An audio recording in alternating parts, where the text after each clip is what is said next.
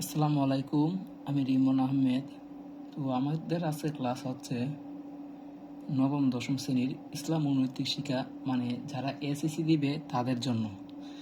যারা এসএসসি দিবে তারা প্রত্যেকটা পরীক্ষার মধ্যেই কমন পাবে। আর আজকের ক্লাস হচ্ছে শুধু প্রথম অধ্যায়ের মধ্যে কি কি আসবে।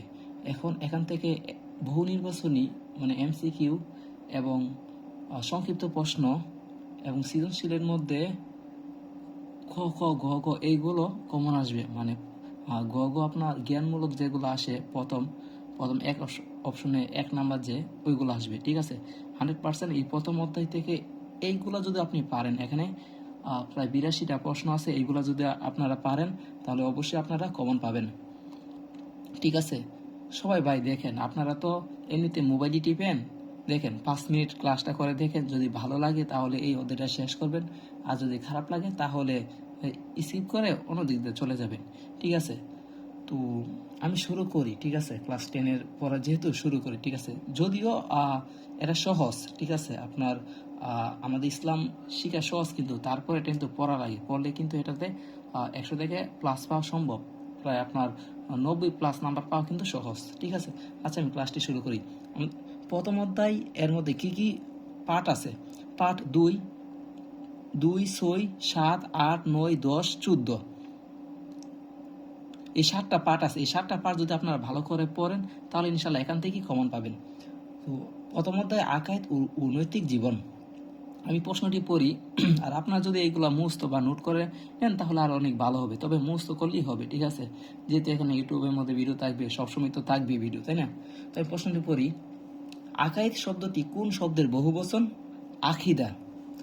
আকাইদ অর্থ কি? বিশ্বাসমালা। আকাইদ কাকে বলে?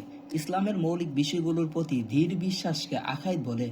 আল্লাহ তাআলার মনোনীত একমাত্র দিন বা জীবন ব্যবস্থা কোনটি? ইসলাম। ইসলামের দিক কয়টি ও কি কি? 2টি। ইসলামের দিক 2টি। বিশ্বাসগত দিক, প্রায়োগিক দিক। বিশ্বাসগত দিকের মধ্যে রয়েছে আল্লাহ তাআলা, নবী রাসূল, ফেরেশতা, আসমানি কিতাব, জান্নাত জাহান্নাম, এগুলো হচ্ছে বিশ্বাসগত দিক, মানে বিশ্বাস করা। প্রায়োগিক দিক বা আচরণগত দিক। প্রায়োগিক দিক মানে আচরণ করা বা প্রকাশ করা, নামাজ, রোজা, হজ, জাকাত, ঠিক আছে, এগুলোর মাধ্যমে। ইসলামের বিশ্বাসগত দিকের নাম কি? আকাইদ।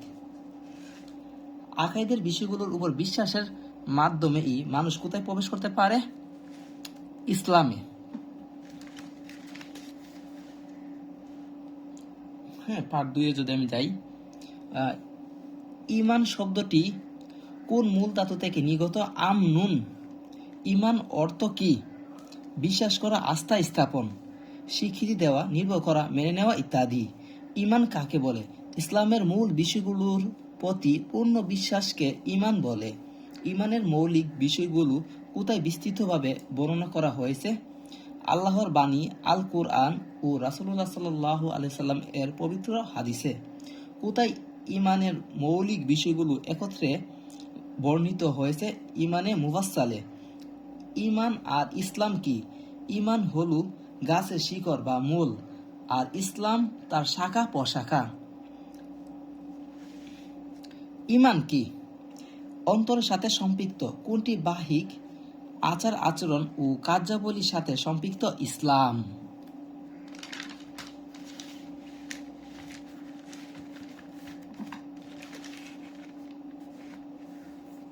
তারপর, ঈমানের কয়টি মূল বিষয়? 7টি। ঈমানের সর্বপ্রথম ও সর্বপ্রধান বিষয় কি? আল্লাহ তাআলার প্রতি বিশ্বাস। তকদির অর্থ কি? নির্ধারিত পরিমাণ, ভাগ্য বা নিয়তি। মানব জীবন কয় ভাগে বিভক্ত? 2 ভাগে। ঈমানের কয়টি দিক রয়েছে? 3টি। ঈমানের বহিঃপ্রকাশ কি? ইসলাম। মহান আল্লাহর বিশেষ সৃষ্টি কারা? ফেরেশতাগণ। কুফর শব্দের আবিধানিক অর্থ কি? অস্বীকার করা, অবিশ্বাস করা, ঢেকে রাখা, গোপন করা, অকৃতজ্ঞতা প্রকাশ করা, অবাধ্য হওয়া ইত্যাদি। কুফর কাকে বলে? আল্লাহ তাআলার মনোনীত দিন ইসলামের মৌলিক বিষয়গুলোর কোনো একটির প্রতি অবিশ্বাস করাকে কুফর বলে। কুফর কার বিপরীত? ঈমানের। যে ব্যক্তি কুফরে লিপ্ত হয় তাকে কি বলে? কাফির।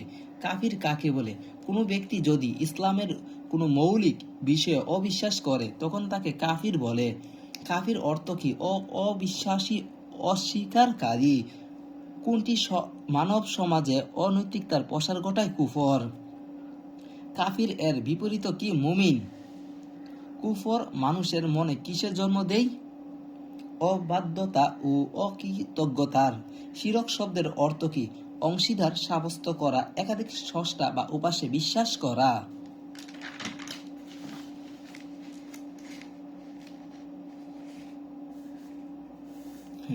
শিরক। শিরক কাকে বলে? মহান আল্লাহর সাথে কোনো ব্যক্তি বা বস্তুকে শরিক করা কিংবা তার সমতুল্য মনে করাকে শিরক বলে। যে ব্যক্তি শিরক করে তাকে কি বলে? মুশরিক। শিরক কি? শিরক হলো তাওহীদের বিপরীত। শিরক কয় ধরনের? 4 ধরনের। কোন সূরার মাধ্যমে আল্লাহ শিরকের ধারণা খণ্ডন করেছেন? সূরা ইখলাস। চরম জুলুম বলে আল্লাহ কোন গুনাহকে ইঙ্গিত করেছেন? শিরককে। কোন গুনাহ আল্লাহ ক্ষমা করবেন না? শিরক। শিরক আল্লাহ তাআলা কখনোই ক্ষমা করবেন না। নিফাক শব্দের আবিধানিক অর্থ কি? ভণ্ডামি, কপটতা, দ্বিমুখী ভাব, ধোঁকাবাজি, প্রতারণা। নিফাক এর ব্যবহারিক অর্থ কি? অন্তরে একরকম ভাব রেখে বাইরে এর বিপরীত অবস্থা প্রকাশ করা। নিফাক কাকে বলে? অন্তরে কুফর ও অবাধ্যতা গোপন করে মুখে ইসলামকে স্বীকার করাকে নিফাক বলে। যে ব্যক্তি নিফাক করে তাকে কি বলে? মুনাফিক।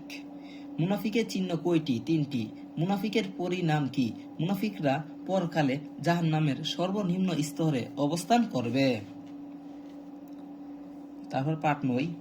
রিসালাত শব্দের আবিধানিক অর্থ কি? বার্তা, চিঠি পৌঁছানো, পয়গাম, সংবাদ বা কোনো ভালো কাজের দায়িত্ব বহন করা। রিসালাত কাকে বলে? ইসলামী পরিভাষায় মহান আল্লাহ তাআলার পবিত্র বাণী মানুষের নিকট পৌঁছে দেওয়ার দায়িত্বকে রিসালাত বলে। রাসূল শব্দের বহুবচন কি? রসুল।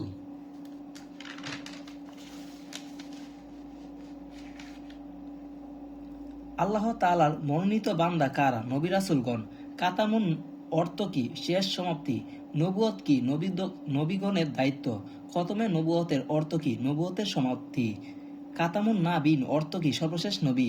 কাতামুন শব্দের অন্যতম অর্থ কি? সিল মুহর। কাকে কাতামুন নাবিন হিসেবে বিশ্বাস করা ইমানের অন্যতম অঙ্গ? মুহাম্মদ সাল্লাল্লাহু আলাইহি ওয়াসাল্লামকে। নবী রাসূলগণের দ্বীনের মূল কথা কি ছিল? আল্লাহর একত্ববাদ। নবী রাসূলগণ কোন ক্ষেত্রে অতুলনীয় কর্তব্য, নিষ্ঠা ও দায়িত্ব?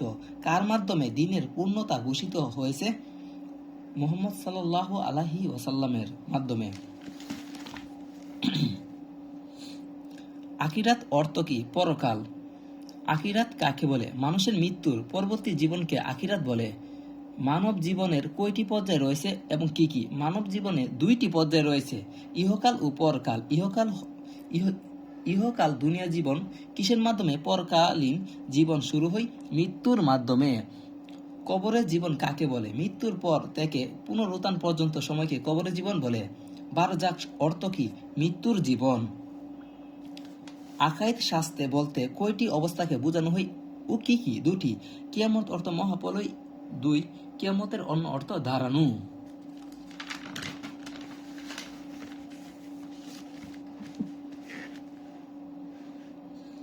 কিয়ামতকে কি বলে? ইয়াতমুল বা আস বা পুনরুত্থান দিবসও বলে। হাসর কি? মহাসমাবেশ। হাসরের ময়দান কি? হিসাব নিকাশের দিন, জবাবদিহির দিন। আল্লাহ তাআলার আরশের ছায়াতলে কত শ্রেণীর লোক স্থান পাবে? 7 শ্রেণীর লোক। হাসরের ময়দানে কোন পানি থাকবে? হাউজে কাউসারের। কোন নবী কাটি উম্মতগণকে হাউজে কাউসার থেকে পানি পান করাবেন? আমাদের প্রিয় নবী হযরত মুহাম্মদ সাল্লাল্লাহু আলাইহি ওয়াসাল্লাম। মিজান অর্থ কি? পরিমাপক যন্ত্র বা দাড়ি পাল্লা। মিজান কাকে বলে?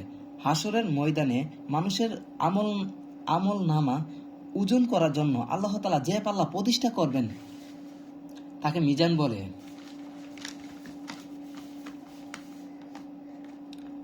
সিরাত কি? সিরাত এর শাব্দিক অর্থ কি? পথ, রাস্তা, ফুল, সেতু ইত্যাদি। সিরাত কি? সিরাত হলো হাসরের ময়দান হতে জান্নাত পর্যন্ত জাহান্নামের উপর দিয়ে চলমান একটি উড়াল সেতু। এখানে ময়দান হবে। সিরাত কেমন? অন্ধকার ফুল। শাফাত শব্দের অর্থ কি? সুপারিশ করা, অনুরোধ করা ইত্যাদি। শাফাত কাকে বলে? কল্যাণ ও কর্মার জন্য আল্লাহ তাআলার নিকট নবী রাসূল ও নেক বান্দাগণের সুপারিশ করাকে শাফাত বলে। জান্নাত অর্থ কি? উদ্যান, বাগান, সুশোভিত খানন। জান্নাত কাকে বলে? পরকালীন জীবনে পুণ্যবান গণের জন্য পুরস্কার স্বরূপ ও আরামদায়ক স্থান তৈরি করে রাখা হয়েছে, তাকে জান্নাত বলে।